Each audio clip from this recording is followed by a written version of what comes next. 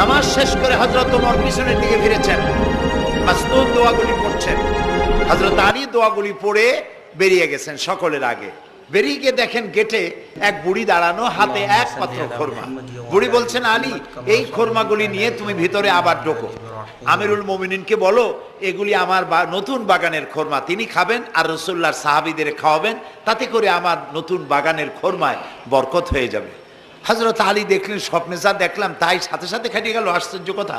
তিনি ভিতরে ঢুকলেন, হযরত ওমরকে পাত্রটা দিয়া ঘটনা শোনালেন। হযরত ওমর পাত্রটা হাতে নিয়ে একটা খোরমা হাত দিয়া উঠাইয়া হযরত আলীর মুখের মধ্যে দিলেন। হযরত আলী খোরমা চিবোচ্ছেন আর এক পর্যায়ে গিয়ে বললেন, ইয়া ওমর জিদনি তামরাতান ওখরা, হে ওমর তুমি আমাকে আর একটা খোরমা দাও, এ তো খুব ভালো জাতের খোরমা, খুব লজিজ, খুব মিষ্টি, তুমি আমাকে আর একটা দাও। যদি আমারে একটার বেশি খোরমা দাও